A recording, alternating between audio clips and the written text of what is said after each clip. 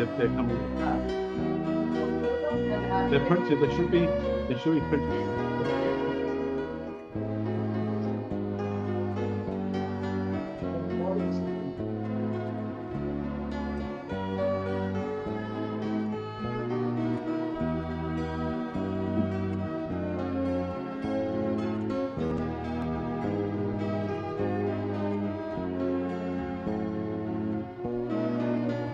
Okay, good evening, everybody.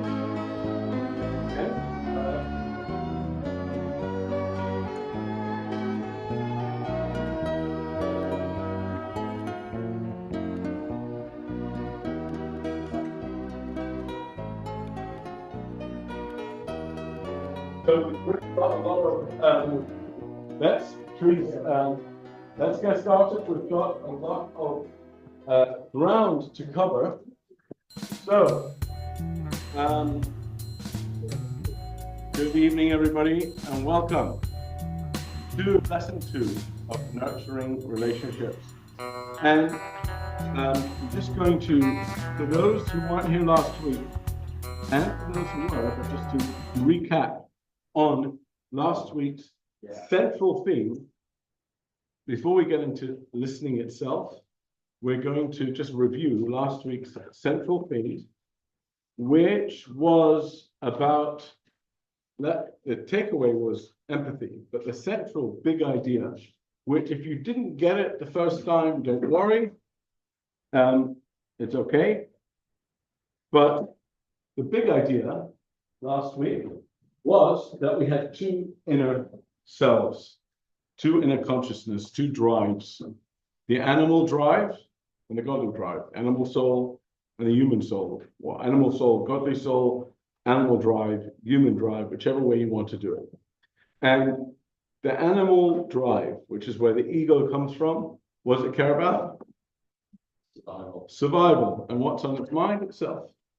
And it will allow you to go into a relationship or to connect with someone else as long as that serves yourself. And therefore, as long as that person makes you feel good, and that's what you just, that's the animal soul says, I love it because this person makes me feel good. So who's the animal soul really love? It's self. Now, the problems start when there isn't a net gain in that relationship, because the animal soul starts saying, what am I doing here? What am I getting out of it? It's all about me.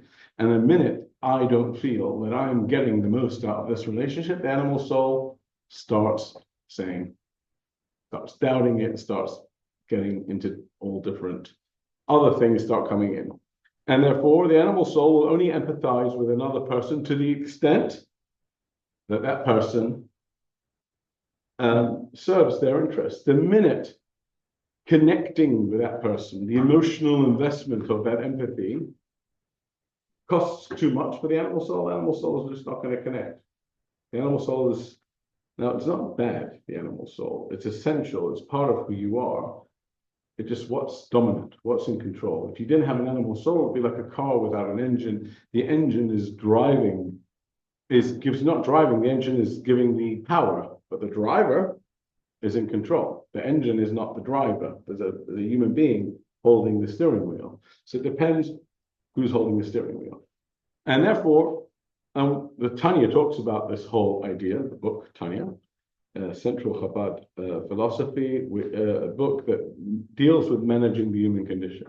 And it says and one of the beautiful things about the Tanya is it's very pragmatic, and it doesn't deny the animal soul. It says that this is part of who you are. This is essential to your human condition, and you're going to live with it your whole life. This is your struggle, part of this struggle, of this dichotomy between being selfish and being selfless, and finding that balance in between, and making sure that you're in the steering, you're holding the steering wheel, is the story of life. And that's the challenge. It's not a bad thing. It's just who you are, and that's why being human isn't easy. But I guess the alternative, right? So let's just review a little bit what we said. We did this slide last week about the animal soul. I'm going to write it on the board as well. The animal souls versus the godly souls traits, okay? So I'm going to write it on the whiteboard. We've got animal, godly. Okay. Okay. We've got, if you can join in if you want. Animal is self-centered versus selfless.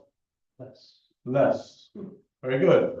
I'm going to do one, and you say the parallel one. If you look at it, okay. Hungry. You can look. You can cheat. Don't worry. Hungry versus satisfied. You read and tell them. Go on. Come on. Confusion. Fusion. Oops. Versus clarity. Next. Worried versus calm, right? Calm. Next. Needy. Oh, this is the big one. I'm going to write this in red because this is key. Needy versus needed. Oops. What do I get and what am I needed for? Why am I? Oh, I messed it up. Needed. So the animal soul is all about me. The godly soul is about why am I needed. Short-sighted versus visionary.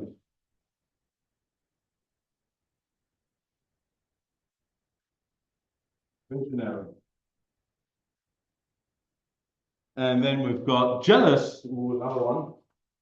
This is a nice one. Jealous. Celebratory. Does anyone know the Hebrew word for what we're trying to say? Because there's no real word in this English language. But what celebratory is a bit of a contorted word. Anyone know what the Hebrew or Yiddish word I'm trying to say? No. Lefargen, or to fargin, we say in Yiddish. Who could translate that word? Compliment. Lefargen is to compliment. Lefargen is to compliment? Yes. No, it's to give a compliment. Lefargen means to feel. It's a feeling. Ani mefargen. I don't have to say it. It's a feeling. Ani mefargen. Or in Yiddish, I fargin. What does it mean? It means I really enjoy watching you succeed. There's no word for that in English. There's a I don't remember which linguist said this. You can learn about a culture by seeing which untranslatable words they have. Have you ever heard this before? So if you want to learn a culture, see what words you have that you can't translate, and you just have to literally lift that word. So English doesn't have a word for forgive because there's a concept of you lose your citizenship if you forgive someone else. If you feel celebratory of someone else's success, you might lose your British citizenship. But they did lift a similar word from another language, has the opposite meaning. From German, Schadenfreude. What does that mean? Schadenfreude means that you're happy when you see somebody else lose. So forgive is the opposite of Schadenfreude. Schadenfreude, right? Huh? Well, number one, that's an untranslatable word. It tells you about the Germans. And out of all the words that the Brits wanted, oh, that's a nice word. We need that here. And we feel that a lot. Schadenfreude, right? Schaden means sadness or loss, failure, and shame. And Schaden is Freud, and Freud is happy. You're happy with someone else's shame. When you see someone else failing, you feel Schadenfreude. And so the animal soul is jealous. The godly soul forgives. Courage. Okay. You know what? Firgun, then. Firgun is the Hebrew, I'll tell you, there's a shameless plug. Someone who comes there every week, his name is Izzy Vidra. He has a blog called Firgun. There's no word, they can't translate it. No. But it's like to encourage. Yeah, but it's a feeling. Firgun. What does Firgun mean? Firgun. There's a blog called Firgun blog. Look it up. It's every week. He writes the top startups, top 100 Jewish startups that made a big milestone, whether they got a big investment or an exit or something. And it's called frigum, to be happy with someone else's thing. So without getting too digressed, jealous or celebrating, impulsive, versus thought. Okay, anyone want to add? Anyone have any ideas we can add to this list? Thoughtful, but bad handwriting. But anyone want to suggest any others? Okay. So now, what we said last week was that pretty much all of Jewish practice, including the ritualistic things, well, because we said Hillel, the elder, said that all of Judaism on one foot is not to do to someone else what you don't like done to yourself. And we asked, what has that got to do with keeping kosher? What has that got to do with keeping Shabbat or any of the other, or putting a mezuzah up or saying a blessing? All of these things seem to be just ritualistic. I can understand when the Torah tells you not to kill or not to steal, that makes sense. And we answered that basically, in order to effectively not hurt someone else, in order to effectively really love and connect with someone properly, you need to go from this conscious to this conscious. You have to have, and therefore, all of Jewish practice is basically a tool to enable to refine you to be more sensitive and to help you get the godly soul into the driver's seat. And that's what the purpose, that's what Hillel was saying, the purpose of all of Judaism is to get you onto this side of the equation. Did I say the story about the range anxiety last week with electric cars? Oh, no. So we're going to talk about this idea of bittul. Bittul means that I'm connected. Why does the godly soul feel calm? Why does it feel selfless, clarity, needed, visionary? Why does it have all these things? Because it's at one with its source. The animal soul is insecure because it feels that it's separate. The animal soul is insecure because it feels completely independent. And when you're independent, you have to worry about everything yourself. You have to make sure that your survival. You are always in fight or flight, pretty much, because I've got to worry about everything. I'm not plugged in. The godly soul says, what do you mean? I'm connected to my source. I'm connected to infinite energy. And the analogy I like to give for this is the range anxiety. Who knows what that means? Range. Yes, for electric cars, if you have an electric car, you have something called range anxiety, because to charge a car takes, at best, if you're really lucky and you find a super fast charger, it takes about half an hour. At worst, it could take at night if you have the real slow ones. And you're driving and you've got 200 miles on your clock and it never works that way. 200 miles left and you've got to get from here to Manchester, or you're driving around London and 5 minutes in London can knock off a bunch of miles because city driving is a lot and the air conditioning is pumping or whatever. All of a sudden you have range anxiety. How much range do I have in the car? So you're worried, when am I going to find a charging point? Am I going to run out? Petrol, you just fill up. This is different. So they call it range anxiety. Now there's a company in France that's working on a system or theory to make roads that charge the car as you drive. Well, that's brilliant, isn't it? That solves that problem. Cool. Now, no range anxiety there. Why not? Because you're plugged into the grid. You could drive infinitely. The person driving the electric car without this new invention, that car is powering itself. All of its power, all of its electricity, all of its range is within itself in that array of batteries that it's carrying. So it's anxious because I've got to worry about this all myself. The car that's driving on the road that's plugged into the grid, I've got infinite power. I can go on forever. No anxiety there. battery operated vehicle, plug into the grid. So the godly soul has this sense that, hey, there's a creator here. I'm part of something much bigger. So yeah, I have no anxiety. So I'm satisfied. I've got clarity of what my vision is because I'm not viewing reality from this is another point here. I'm not viewing reality, existence, from the perspective of me, an independent being. I'm viewing existence from the perspective of that which designed me, which created me. And if he created me, then that was with a purpose. So therefore I'm needed because I didn't ask to be here. I was created by something or someone, and that something or someone had a reason for me to be here. Everything else this cat was created for a purpose to cover the pen. So me, much more sophisticated than a pen cat. Obviously, I'm here for a purpose. Godly soul feels calm, no anxiety, because it's plugged in to an infinite way. And so therefore, all of these things that we do basically drive us there. And that enables us to empathize. And today, we're going to learn how that enables us to listen. So, any questions? That was our recap, but sorry for repeating it again. For those who were here last week, gave you a bit of clarity, as well as to bring for those who there's any questions before we go into today's class. Okay, so today's class, we are going to learn about the art of listening. And there's a difference between hearing and listening. Anyone know? What's the difference between hearing and listening? Hearing is a passive thing. You just happens.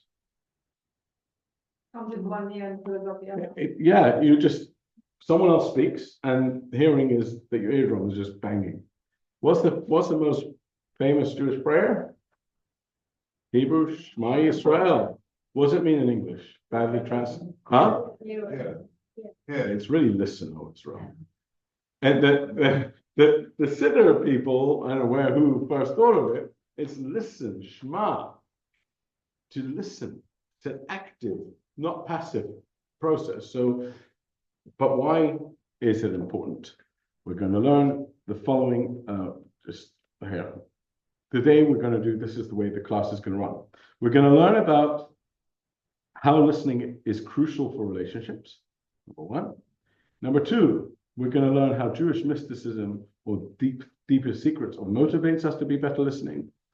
What authentic listening entails, how do you actually be an active listener? And actually concrete behaviors that you can take home with you. So we're going to realize,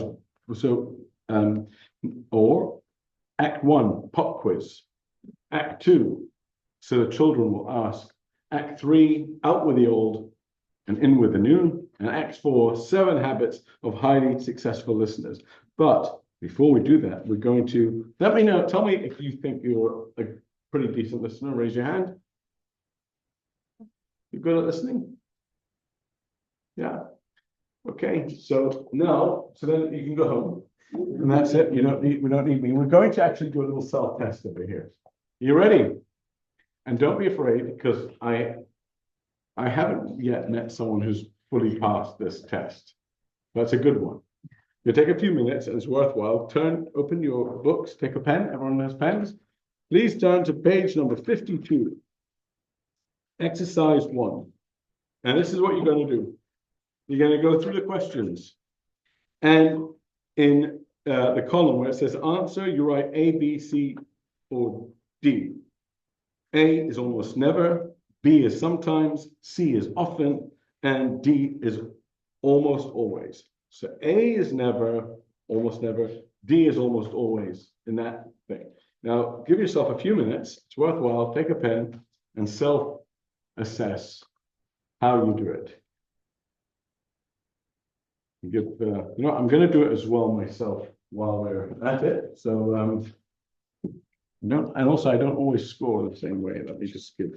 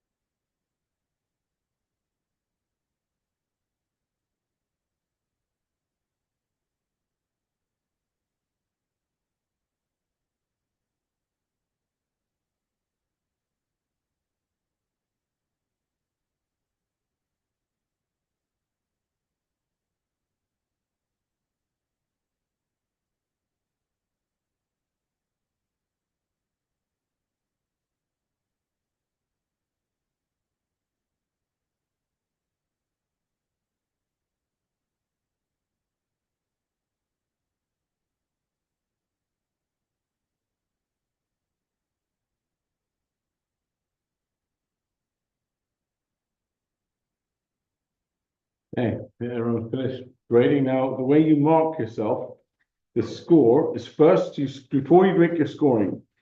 This is the way, first you score the odd numbers. Okay? Yeah, wait, before you score. Yeah? First score the odd numbers. Okay? In the scoring column, first score the odd numbers. A is 1, B is 2, C is 3, D is 4. And then you score the even numbers the opposite way around. You understand? So in the scoring column, everyone follow? Huh? Yes. Finish. Okay, when you finish, once you finish, right in the middle. It's worth it, this one.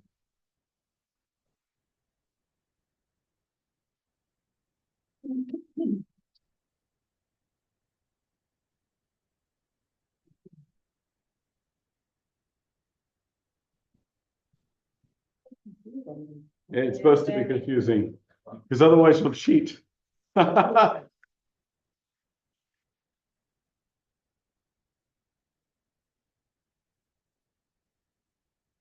So when you're done giving the answers and you're ready to do the scores, first you score all the odd numbered questions, 1, 3, 5, 7, 9, etc., giving a 1 for every A 4 for every D. So if you've got A there on an odd number, you give it a 1.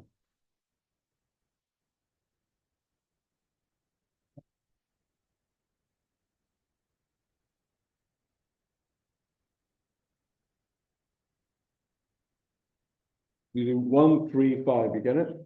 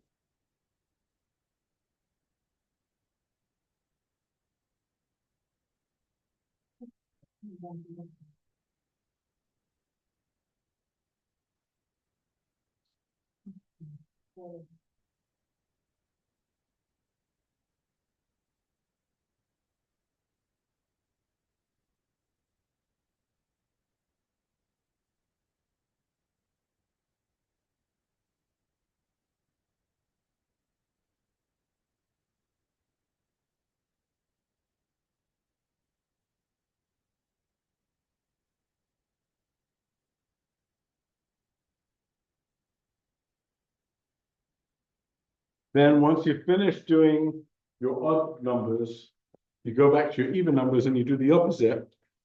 And you give yourself A is 4, B is 3, C is 2, D is 1. Okay?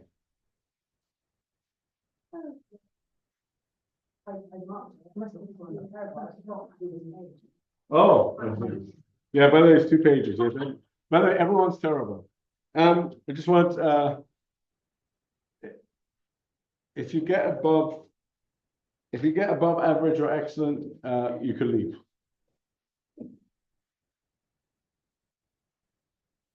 Because no one gets above average. Either you got above average.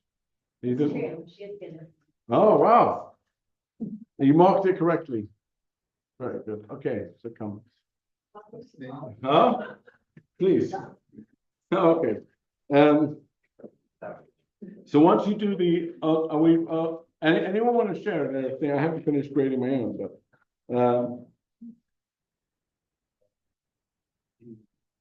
anyone score below what they thought they would score? Huh? It says at the bottom, total number of points. Next page. I don't know if you've done the whole thing. Yeah. Oh, you did finish. Oh, you got a whole new page here. Yeah. So you know what? I'll let you guys finish the test. You can finish the test in your own time if you haven't done it yet. Huh? It's difficult, so I think I'm a good listener. Yeah. However, there are certain one person that I can't listen to. Yeah. So I want to grade myself. No. We all have that one person that you can't listen to. And if you don't, then you're not a good listener. Okay, can we move on? I'll tell you what to do.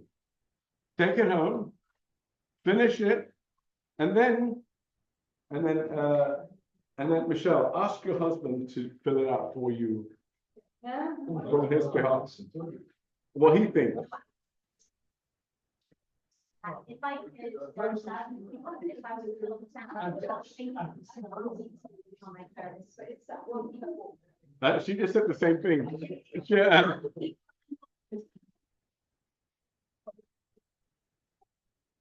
You're poor with your kids. Sometimes I'll talk, leave the room, and then I bring the princess and what they said, or they left. They're like, well, why did that take 2 minutes? You remembered what they said. That's pretty good. Because you're busy feeding them, that's why. Okay. All right, now let's move right on. Okay, now we're going to look at 4 motivations why listening is really vital. Number 1 is listen in order to help. Number 2, listen in order to know. Number 3, listen in order to connect. Number 4, listen in order to align, or listen in order to grow. And we're going to go straight into the first one, which is going to be another little exercise that we're going to do. And anyone who was at the Seder this Pesach? Anyone at the Seder? Before the part of the Haggadah where you fall asleep, people know about the 4, besides the 4 questions, we have 4 what? Children. 4 sons. 4 children in 21st century. I'm sorry. I'm sorry. Sorry, I'm a boomer. Sorry. So the 4 children on in the Haggadah, we learn about takes 1. The Torah discusses 4 children. 1 is wise, 1 is wayward, 1 is simple, and 1 who does not know how to ask. Does anyone know where the Torah discusses these 4 children? So now we'll see. Look on page 57, and you'll see there's a little chart there that says 4 times in the Torah when your child will ask, or your children will ask. And those 4 times, they're basically asking the same question. And the Haggadah tells you you've got 4 different kinds of children. One is wise,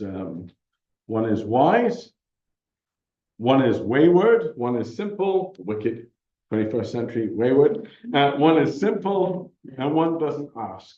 Okay?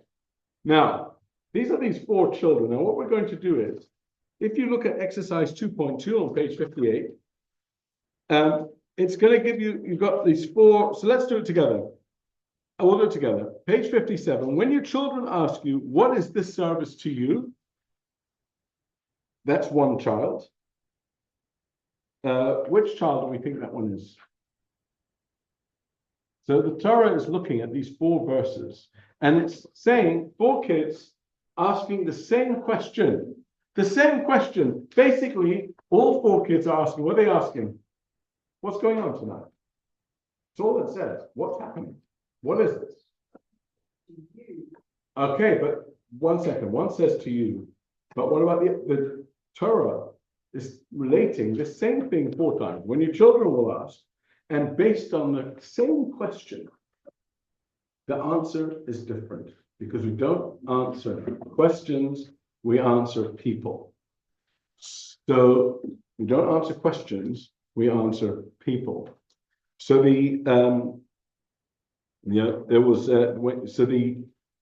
from each verse, look at Exodus number, the first one, figure 2.1, Exodus 12:26. You told us, what is this to you? Which one is this? This is the wayward one, because he says it's to you, not to me. Very good. You shall tell your child on that day. Doesn't even say the child's going to ask. Look at the second one. Exodus, you tell your child on that day. That means it doesn't even ask. In the future, your child says, what's this? That's the simple one. What's this? It's very simple. And Deuteronomy, in the future, when your child, what are these testimonies, the statutes, the ordinances that God has commanded you? You shall say, that's the wise one. So God was telling you, each child asks the same question, but the answer is different. There's a famous story that almost every rabbi gets told before they get smicha, and also every rabbi at some stage in their career tells the story, but it's a very powerful one. Story is about Rabbi Yosef Dov Soloveitchik, the grandfather of the head of YU, Yeshiva University, lived in Brisk, otherwise known as the Brisker, very smart man. And someone came to him before the Seder with a question, and he said, Rabbi, can I use milk for the 4 cups of wine? Halachic question. What's the answer? Anyone know? What did the rabbi answer? Why? The rabbi took out 50 rubles and he gave him 50 rubles. Now, in those days, 50 rubles wasn't just enough to buy wine. His wife says, I get what you did. But why did you give him 50 rubles? Wine costs 5 rubles. He says, well, he asked me, what did he ask me if he could use milk for the Seder? That means what's not going to be at the Seder? Me. Meat. Ah, he's asked milk. Means there's no meat. There's no meat. There's no clothes for the kids. There's nothing. So if someone is so desperate, then he didn't just, not only did he not answer the technical question, he answered the questioner. And he started thinking, this guy is using milk. Not only does he not have money for wine, he does not have money for meat. And if he doesn't have money for meat and decent food, he definitely hasn't bought his wife a gift. And his kids probably don't have shoes. And he gave him enough rubles, enough money to have a full-on Seder. Talking of which, is a wife sent her husband to the shop. And she says, listen, honey, please go to the shop and buy a bottle of milk. And if they have eggs, get a half a dozen. Okay, comes back with 6 bottles of milk. She says, why do you buy 6 bottles of milk? He says, what do you mean? They had eggs. Do you get it? He says, if they have eggs, get 3 bottles of milk. If they have eggs, get me 6. Huh? He did, when I said that, when my wife heard that joke, she literally pointed at me. That's like very typical thing I do. I'm not, as you understand, I scored lower than Natalia on the score there. I'm too embarrassed to say my score. Okay, so that's number 1. This is the first way, which is listening in order to provide. If you want to help someone, you have to really listen and be in tune. Otherwise, you can be like the rabbi who just asked the question, can I have milk for the Seder? No, okay, sorry, answered the question, didn't help him. That's number 1, listening in order to provide. Second one is, going back to the Seder. Anyone knows anyone remember, if you know a little bit Hebrew, says, Chacham, the wise son, Mahu Omer. What does he say? Right? Rasha, the wayward one, Mahu Omer, what does he say? Etc., etc. And then it answers. Why didn't it just say? Chacham Omer, the wise one says X, or asks. The wayward one asks, Chacham Omer, Rasha Omer, the wicked one says, etc. Why does it say Chacham, the wise one? What does he say? X. He adds extra words. And the reason is because the word is Mahu Omer. Doesn't just mean what does he say? Mahu. What is he? Omer, what he says. If you want to get to know somebody, you've got to listen to the person themselves. And you get to know not only what the person needs, but you start getting to know the person. My great uncle was someone quite well known in Chabad. His name was Rabbi Mendel Futterfass. Rabbi Mendel Futterfass was a character, very big activist in communist Russia. He was my grandmother's brother. And as with a lot of people, Jewish practice was illegal in Russia.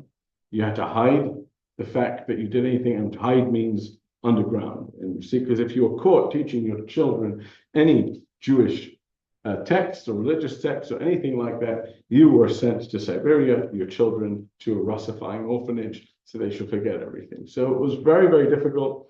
My grandfather spent time in Siberia, and many others. I was one of the lucky ones whose grandfather survived. Rochi's great-grandparents, two of them didn't make it. And Rabbi Mendel Futerfas, right before his family managed to escape, right after his family managed to escape his wife and children, 1947, a few months later, he was nabbed, sent to Siberia originally for 20 years. I think he only served 10, but he didn't come out of Russia until 1963, by which time his children had grown up and gotten married. And he lived it very, very difficult from 47 to 63. Not only that, the week he came up into London was the third day of Shiva for his sister, my grandmother. She died young. And but he said he was an incredibly inspiring person. Anyone anywhere in the Chabad world would have heard of him or heard some of his stories. One of them, a lot of the things he learned in Siberia. So he was in prison with all these criminals they put him in. And he used to play cards. This is just the kind of guy he is.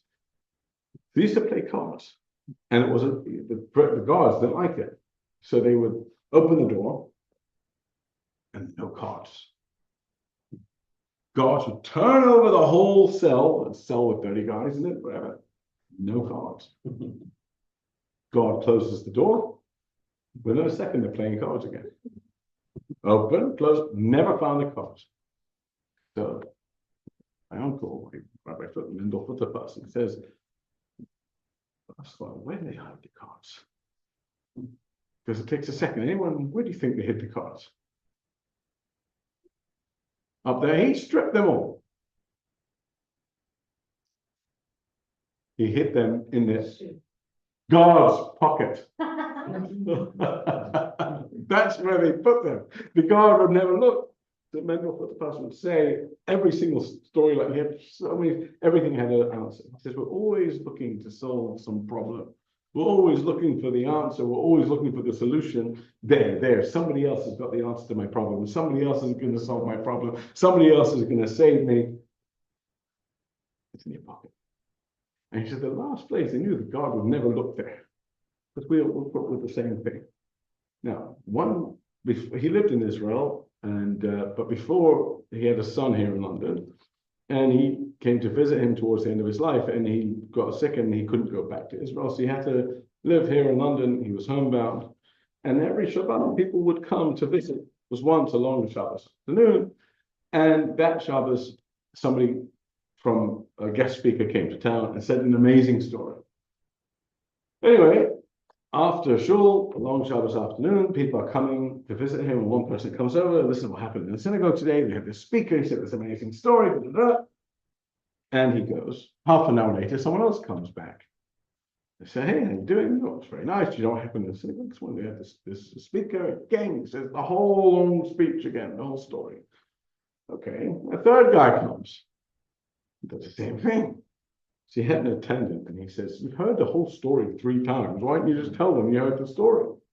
He says, "I didn't hear the story 3 times. I heard 3 different stories.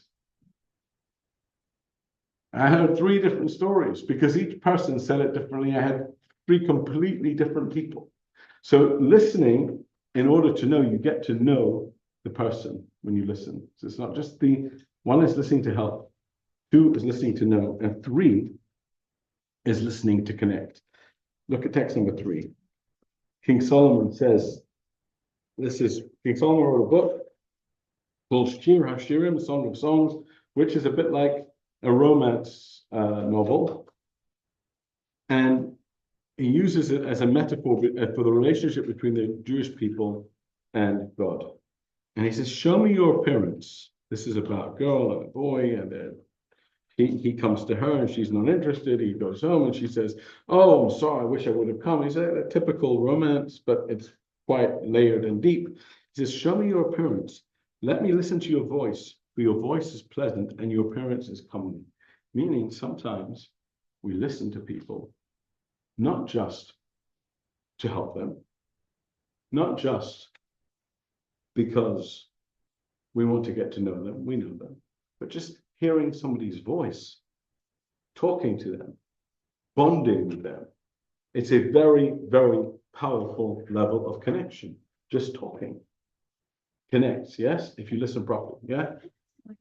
Possible for somebody to actually change and learn to listen. I'm not sure that it's actually, if somebody is not a listener, he's not a listener, No. or she's not a listener. Don't agree. Sorry? Don't agree. I'll let the table discuss this first. I don't agree, because Yeah. that happened to me, Okay, because I think that, I think, But you have to really want to. You have to, I that's a change. don't, in my case, I don't even know if that was true. I was going along in life, I was living the life, and then I got a job at the Department of Health. When I got a job at the Department of Health, the job was in equalities, it was in the area of equalities. And when I went to work in that role, I discovered that I didn't know the difference between hearing and listening. I wouldn't allow people to finish what they were saying. I would interrupt all the time. And I had to learn. And it wasn't easy and it wasn't pain-free, but I learned. And I'm not saying I'm good at listening, but yeah, you know, you look at me pre-2000, my listening skills pre-2000, my listening skills post-2010, I'm a completely different person. I wouldn't be giving this class if I didn't think people would change. There's something called a fixed mindset and the goal and the growth mindset. Fixed mindset is you're born who you are, nothing's going to change. Growth mindset is you can change. No one is a born listener. No one likes to listen. Everyone likes to think of themselves.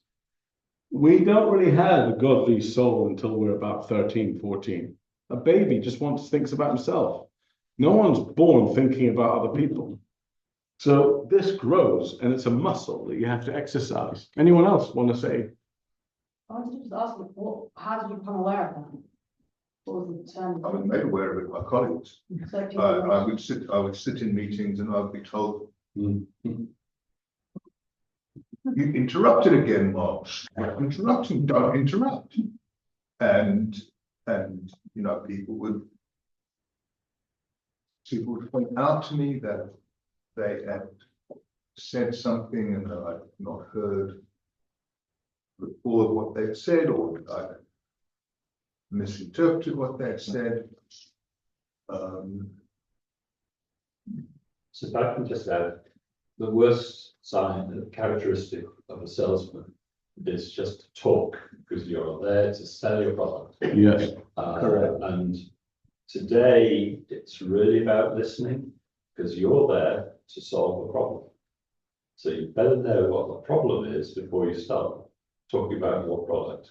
This is just so fundamental in the service sector, service world. It's not about a nice big shiny product. I'm going to tell you every benefit this product ever had, and you say, so what? So relate to me. Correct. Whereas, you know, in a solution-based world where you're selling a solution, you need to know what the problem is. I've worked with a lot of salespeople, and you just say, stop talking about a product. This person's going to tell you about their requirement. One of the things, And once you've got that, then you can mold the product, and they'll say, how did you know? That's perfect, it fits. and one of the things I learned in those years was that nobody learns anything by talking. Yeah, exactly. Yeah. Have you ever had a conversation with someone who's come to you? I mean, rabbis have this all the time. They come to you. They come to you with a lot of issues. And they talk and talk and talk. And you don't really know how to solve the problem always. And then they finish and they say, wow, that was amazing. I'm like, what was amazing? I barely said anything. But what happens is people share and things clarify, number one. Also, people like their own voice. Everyone likes their own voice. And when you not to hear it recorded, I'm talking about to project. Yeah, not when you hear it recorded. Everyone likes their own voice to project. You know why? What does the animal soul like to do? Talk, express. Body soul likes to listen. So, but when you listen to someone, first of all, you're making them feel good, making the animal soul feel good as well. But also, There's another trick which I'll jump, but if before, this is a hard one, but just remember, it's a technical thing that reminds you, before you answer someone, just in your head, count 1, 2, 3. It says it in the back in the, it's actually a Jewish, it doesn't say 1, 2, 3, it says wait before you answer, because the person will often repeat what they said the second time with more information that they may have been embarrassed to share the first time. So someone tells you their story, they finish talking, and before responding, you wait 3 or 4 seconds, and then they'll just add, oh, and by the way, this and this and this, and they might give you that crucial bit of information during that little pause. Now, so the animal soul doesn't want to actually connect either, it wants to project, and that's why having this exercise makes you want to be a listener. So just before we finish this, we're listening in order to connect, both in a human relationship and with God. The story of prayer, a lot of the things that we talk about in English, when we use words like prayer, that's a Christian concept. Because it's a Christian word. It's a word from a Christian language designed to describe a Christian concept. Prayer. Jews do something called tefillah. That's completely different etymologies. Loads of words like this. Teshuvah versus repentance. They're very opposite meanings. Tzedakah versus charity. These are Jewish concepts, and we're using an English word to describe a Christian concept that's closely matched, but they're very different. So, for example, teshuvah, means in English, what do we call it? Repentance. What does repentance mean? Repentance means to fix yourself. You know what penitentiary is? Penitentiary, it's a prison. That's where repentance, you go to repent. Teshuvah means return. Repentance means you're bad. You've got to fix yourself, and you've got to say sorry. Teshuvah means you're divine. You just got to return to that natural resting state of goodness. Prayer means I'm begging. Please, God, give me, I'm begging. Tefillah means to bond and to connect. It's an intimate connection. Is anyone too hot in here? Because I'm getting hot. No? Yeah. If I could just touch the air conditioning back on, I'm going to just give me a second because I'm starting to melt. I won't turn on too while.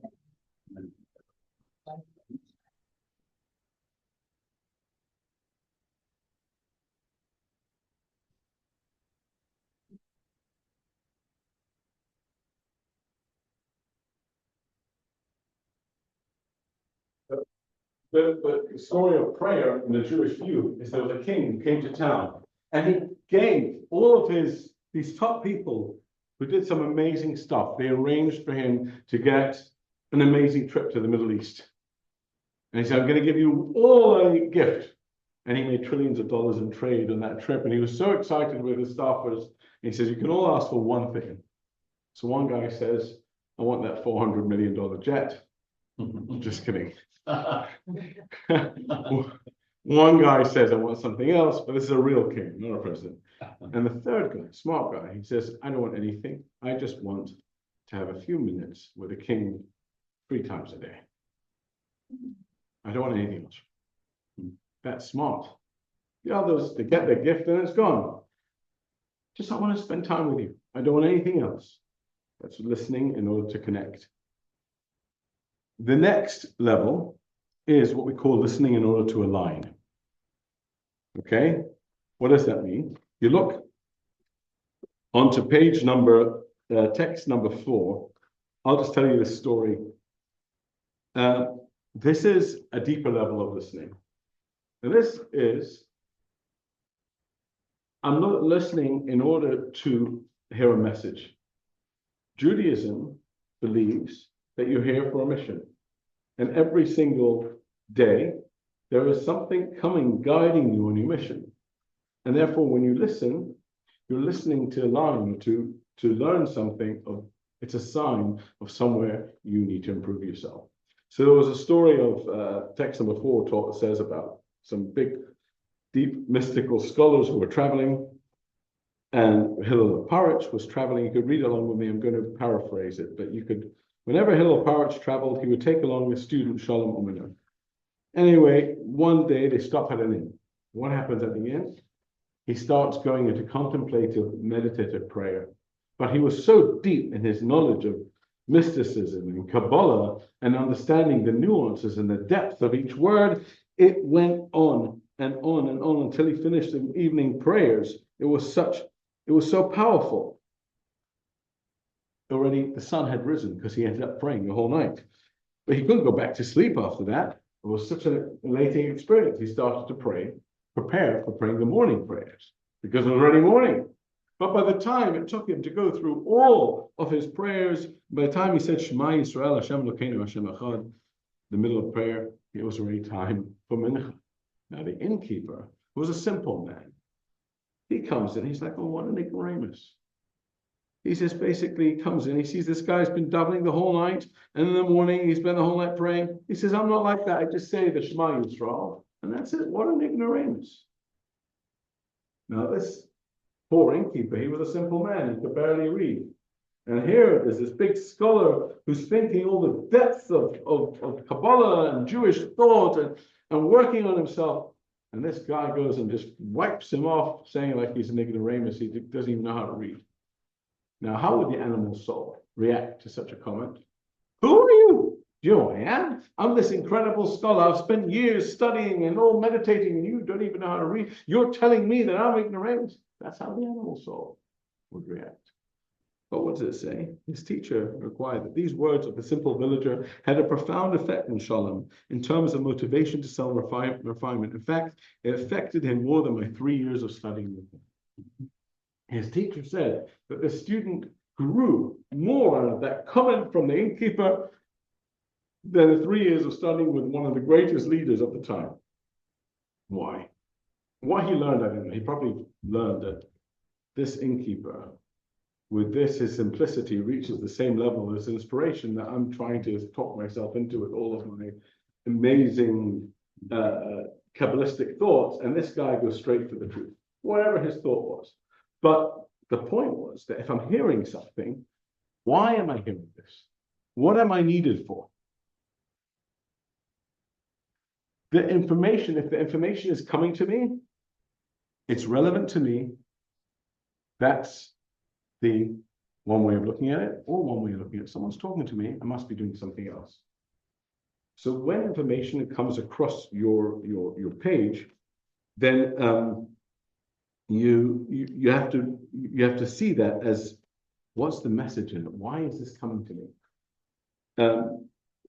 Why am I being told this? What's the purpose? I'm living for a purpose. I'm living for a mission. If this remark came across my desk, or if this person has come to say, what is it demanding from me? The Jewish question is always, what do I do? What am I needed for at this moment? So this time, this level of listening is called listening to align. So we'll just review the 4 levels of listening that we're talking about, which was 4 motivations. 1 is listen to help. What do we say? Listening to the 4 sons. When you listen, you know what they're coming from, you know how to answer them properly. Number 2, when you listen to people, you get to know them. Number 3, you listen to people, you bond, you connect with them. Number 4, listening in order to grow. What is my mission in life? Everyone wants to know, why am I here? God sprinkles little messages for you, hints for you to know why you're here. And those things are spread around in your life. We learned last week in the afternoon, we learned something called Pirkei Avot, which is the ethics of the fathers. And it says there that don't judge someone until you're in their place. What does it mean, don't judge someone? Sometimes you see someone doing something wrong. So you've got to tell them. But judging is a different story.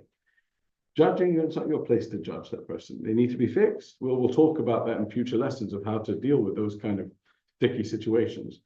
But the explanation is as follows. When someone does something wrong and you're noticing it and you're filled with judgment, that is a message for you because you wouldn't notice it if there wasn't a miniature flaw of your own. If you notice someone doing something wrong and there's no judgment, it doesn't elicit any emotions in you, then you just tell the person, help them, and that's it. If it's triggering something in you, that means that you've got something in there that you've got wrong that you're struggling with. So it's a message for you. Hey, beep, beep, it's an alarm. You've got to fix this in yourself. You'll see that with spouses as well. Most times, the thing that really triggers one spouse is something that they subtly struggle with themselves, unless it's completely the opposite. But there's certain things. Otherwise, okay, they're different. That's their shtick or whatever. But something that really gets under your skin, oftentimes, is because you're struggling with it yourself in some form. So listening in order to align and saying, why is this coming across my desk? Why is it triggering me? Why am I here? What area in my life am I being called to attention to? Is being called to my attention that I need to fix? That's listening to align and listening to grow. Any questions before we move on to the next section, where we get practical? We know why we listen, 4 lessons. Let's figure out how to listen. And before we do that, any questions? Actual active listening. We ready? Yes? Okay, text number, page number 60, page number 67. Tells like this. Learning Torah as a child is comparable to ink inscribed on fresh paper. Learning Torah as an older person is comparable to ink inscribed on erased paper. Which one is better? Fresh paper or erased paper? I don't know, I'm asking you. Paper that was used and erased from. A clean paper, and a paper that someone has written on and then rubbed out all the stuff. What's the metaphor of it, you're asking me? I'm asking you. Here you see it on the screen. Which one is it? Which one is better? First one. Why? Receptive. Does that mean that you shouldn't study Torah when you're older?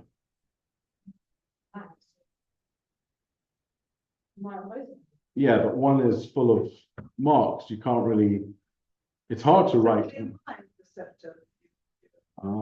Yes? What were you saying? Yeah, cigar. Yes. So it's more of a sponge to. And what about, and an older person? More experience.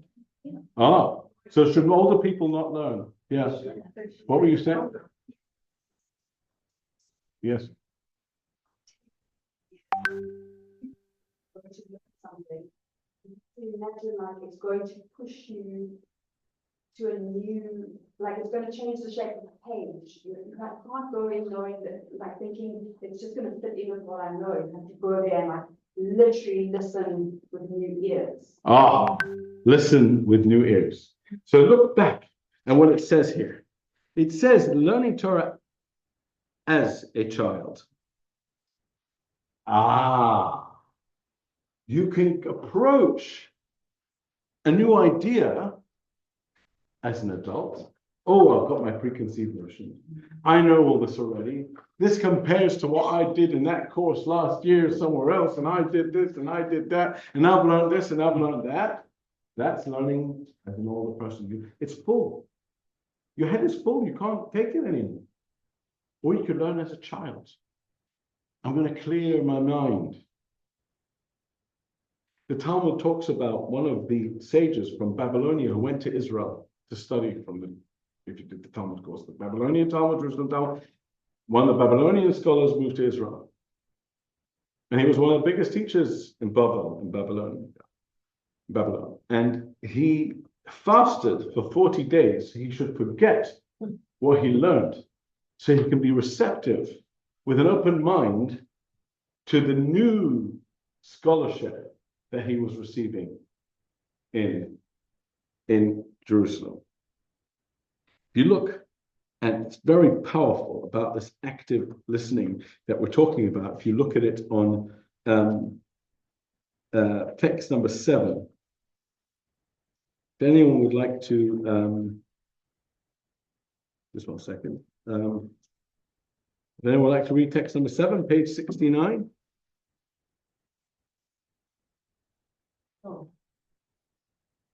Yes, go ahead. When students study with that, right? When students Yes. learn their mentor, they must divest their minds and thoughts from other matters, stripping themselves of all personal thoughts. Failures to detach themselves from personal thoughts would obstruct their ability to absorb the communicated ideas. Okay, that's point number one of his text, is stop thinking about anything else. Don't think about the bills you have to pay or anything else. Second point, Additionally, yeah. when listening to others, when listening to the teacher's delivery, students must not employ their own intellect to understand the spoken concepts. If they do, then at that moment, they will not be in a state of receptivity, and they will not truly receive the concepts imparted by the teacher. Instead, they must set aside their own minds, only listening to and absorbing the ideas from the teacher. That is when they truly receive the communicated ideas. In other words, to be in a state of reception means to be in a state of listening, self-surrender. So if you look, turn to page number 84. This is the same idea, but from a modern psychology. So a lot of times through this course, you'll see we're going to go back to Talmudic wisdom and to the act of listening. Anyone would like to read? No? Okay. The act of listening requires submersion of the self and immersion into the other. In other words, put yourself aside and put yourself completely into the other person. This isn't always easy. We may be interested, but too concerned with instructing and reforming the other person to be truly open to his point of view. Parents have trouble hearing their children as long as they can't suspend the urge to set them straight. I'm going to repeat that line myself. Parents have trouble hearing their children as long as they can't suspend the urge to set them straight. Even therapists, presumably exemplars of understanding, are too often busy trying to change people to really listen to them. Unfortunately, most people aren't eager to be changed by someone who doesn't understand them. So it's not going to help either. If you actually want to help change your kids, you've got to bond with them first. Now, this is very powerful. Suspending the self does not, of course, mean losing the self, though it seems to be precisely what some people are afraid of.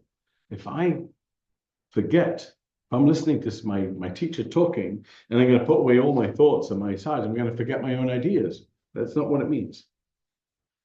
He says, otherwise, why do they insist on relentlessly repeating their own arguments when a simple acknowledgement of what the other person says will be the first step to mutual understanding? It's those saying that understand what you're trying to say. Oh, this is next one. It's those saying, I understand what you're trying to say means you're right and I'm wrong. That's not what it means. Or that to give someone who's angry at you a fair hearing and then say, I see you're upset with why you're upset with me means I surrender. So people don't like doing that, but it doesn't. To really listen, you have to suspend your own agenda, forget about what you want to say, and concentrate on being a receptive vehicle to the other person. Genuine listening means suspending memory, desire, and judgment, and for a few moments, existing for the other person. This is very powerful. Because again, why you need the godly souls thing here. The other texts say the same thing. Essential ignorance, text 13, is achieved when a person becomes truthfully and sincerely cognizant that he lacks understanding. In contrast to passive ignorance, essential ignorance represents a relatively advanced state of self-comprehension. He's saying that essential ignorance is actually something that very smart people can do. In the Hasidic parlance, it's described as bittul, self-negation, putting yourself aside for a minute. Essential ignorance is not a lack of awareness, but the awareness of a lack. In other words, I'm not a lack of awareness of anything. I'm aware that I lack something that this person can offer me. It renders the mind as an empty vessel to receive. Now you've cleared your mind's open, your mind's got space. Now you can receive.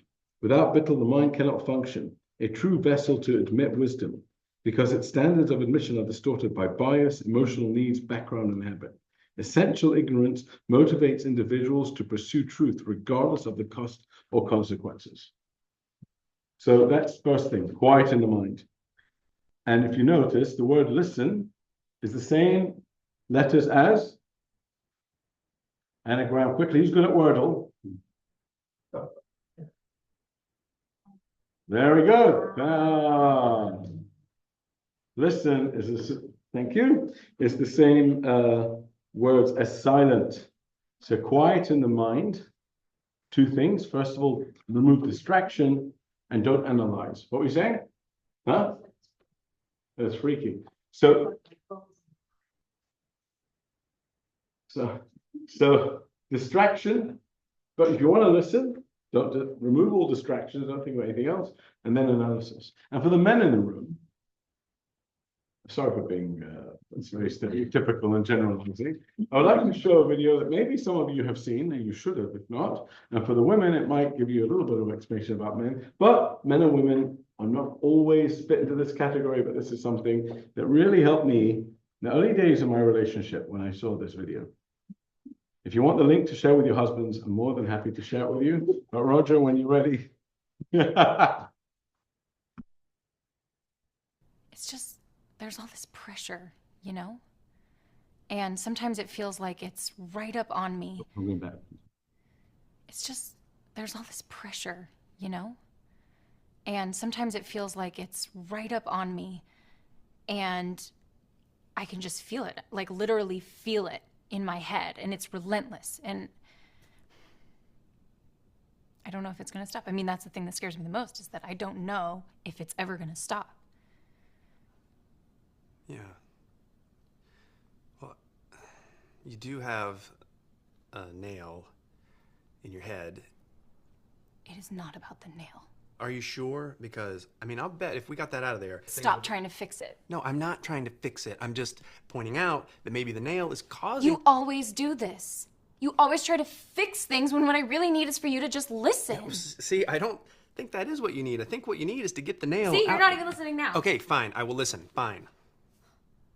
It's just... Sometimes it's like there's this achy... I don't know what it is. And I'm not sleeping very well at all. And all my sweaters are snagged. I mean, all of them. Yeah, that sounds really hard. It is. Thank you.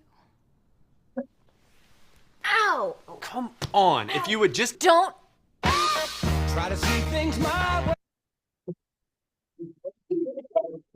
Have the nail there, then I would get it, but they've got the nail there. Anyone want to counter that? Any other women want to counter what she just said? Is it about the nail?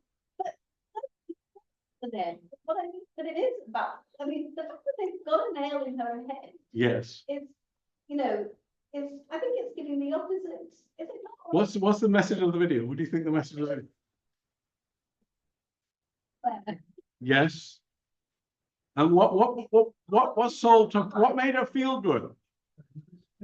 When he listened, she didn't want him to take the nail out of the head.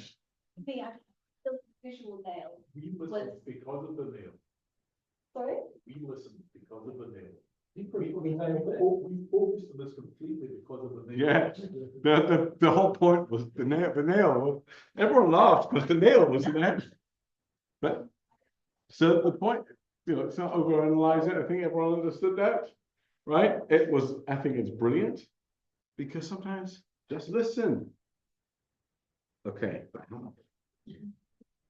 So, huh? The nail fell out, yeah. Oh, okay.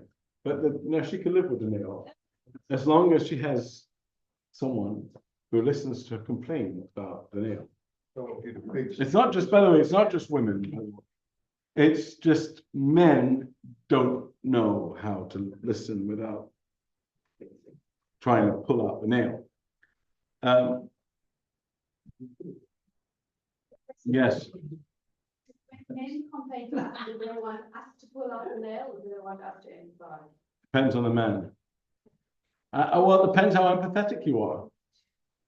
I actually think men also want, I actually also think men need empathy. I just think women generally, not always, struggle less to give it and to listen than men do. So that's why it's a male-female problem. I don't think it's that the men don't need the empathy anymore. I just think it's the men don't give it as much, so therefore women struggle with it. Now, the text number 8, this is literally habits of successful listeners, which is what today's psychologists call active listening. 7 habits of active listening. Number 1, text number 8. There's 7 traits present in an immature person and 7 in a wise person. Wise people do not speak in front of someone who's greater than they in wisdom or number. Okay. Number 2, they don't interrupt the words of another. Don't intrude. 2, they don't hasten to respond, like I said before. Count. Ask to the point and answer which is proper. Respond to the first point and then first and the last point last. Declare I have not heard what they said I have not heard, and concede the truth. The opposites are with Goylem. So number 1, don't intrude. When someone is saying something, wait till they're finished. You might think that you already know what they have to say, but like the woman, even if you know what they're going to say, and you're, number 1, you might not always be right, but number 2, just give them the gratification. He gave her the gratification of being heard. He made her day, and she wanted to hug him. I mean, with bad results, but that right, you'll have ample opportunity to correct whatever they say is done once they're done. 2, don't respond impulsively. Truly listening means that you're going to think of what they say. And like I said before, if you count a few moments before they finish speaking, you'll be able to really ponder what they say, and sometimes they might give you more information. 3, ask and answer to the point. And what this means is, there's 2 things. First of all, stick to the topic at hand. Don't start changing the subject. And if you ask and answer to the point, to gain clarity, start asking questions. So you're telling me this is active listening. It's first of all being calm, waiting a few seconds till they finish talking. Number 1. Number 2, don't respond impulsively. Like I said, don't interrupt them. Ask and answer to the point. Ask questions. So you mean to tell me that this and this person did this and this? So number 1, even if you're not looking for clarity, you're showing the person that you actually understood and felt the problem. So you mean to tell me that your sweaters rip every time you take them off?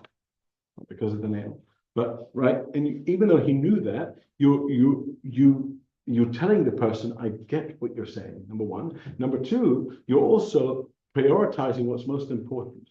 Because sometimes people can talk with a whole bunch of information, but you have to know what the kernel is. What's the real thing that the person is trying to tell you?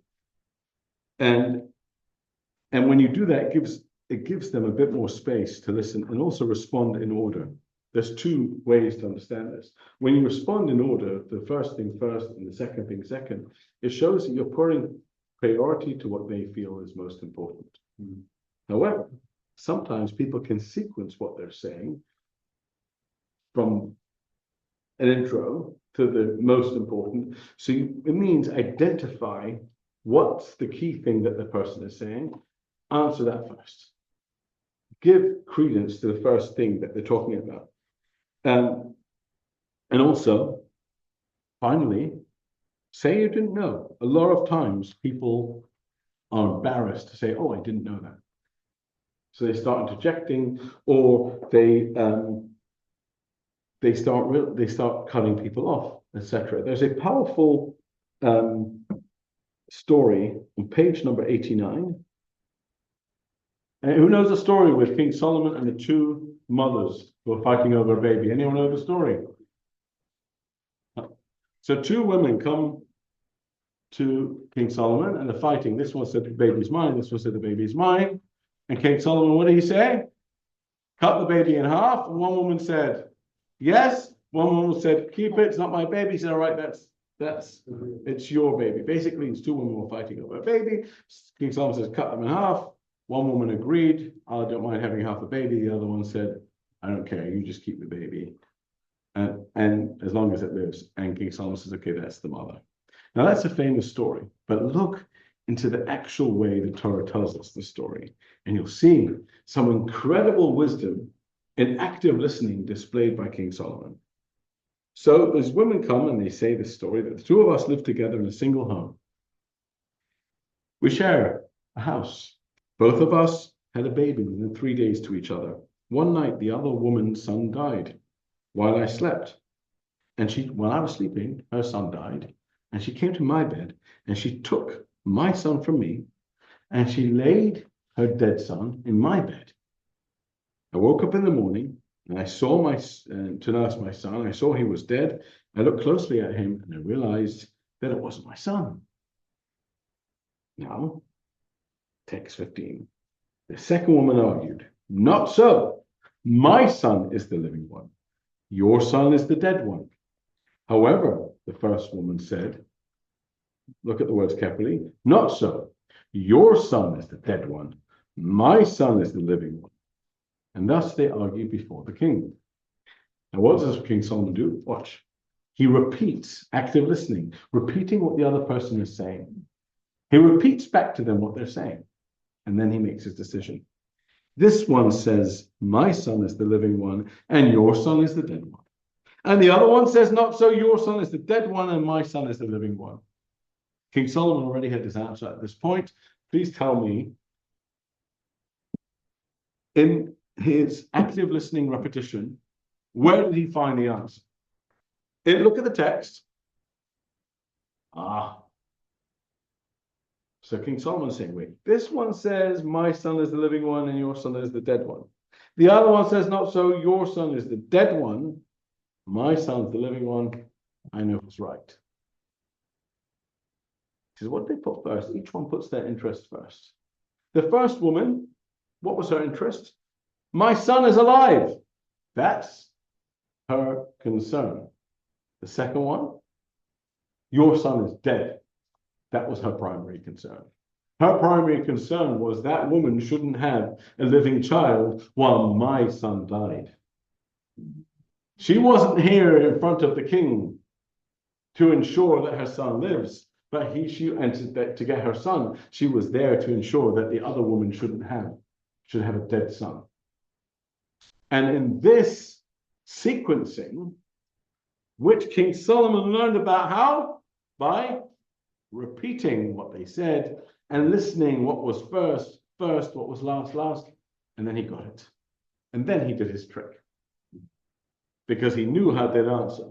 Because he knew that the woman whose mother it was couldn't care less about the child living. She just wanted that woman to have a dead child. So if he offers to kill the child, she'll be happy. Two dead kids. I have a dead kid, she has a dead kid. We're equal.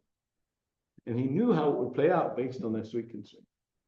But only because he listened actively. Before we conclude, we'll just have a quick video that will give you bring this into an everyday scenario.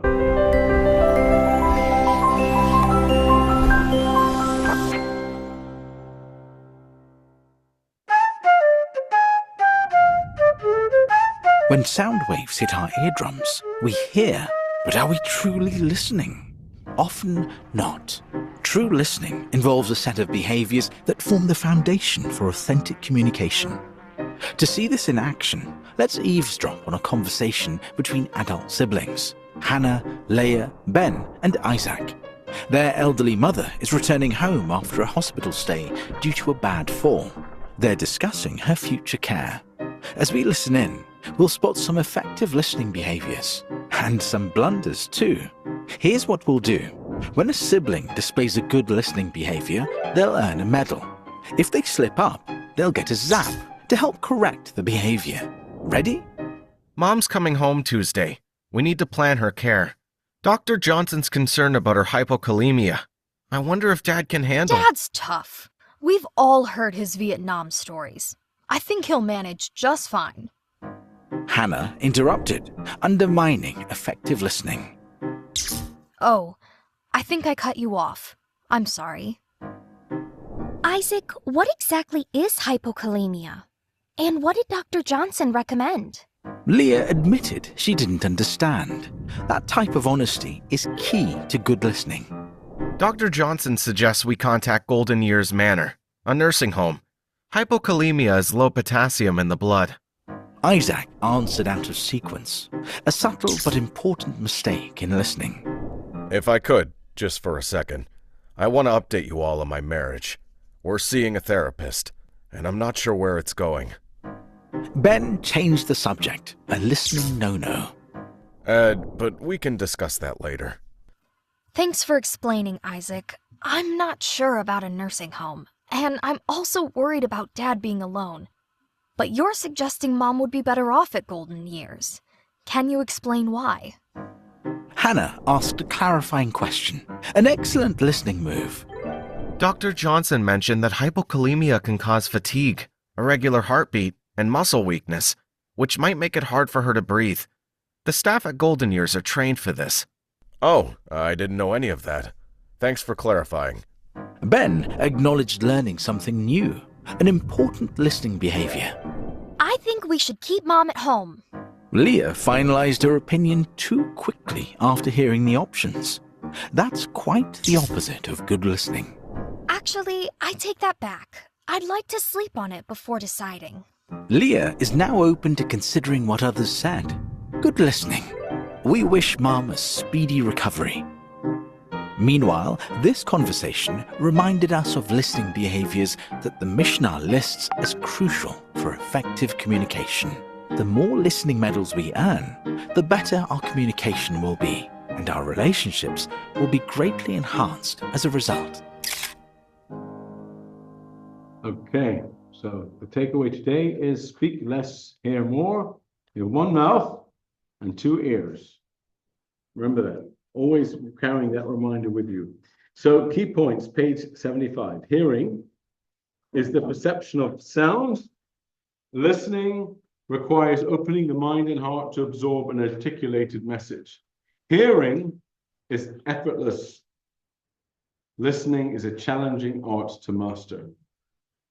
2, listening is crucial for relationships. We need to listen to provide properly to those around us, to know them meaningfully, and to connect with them profoundly.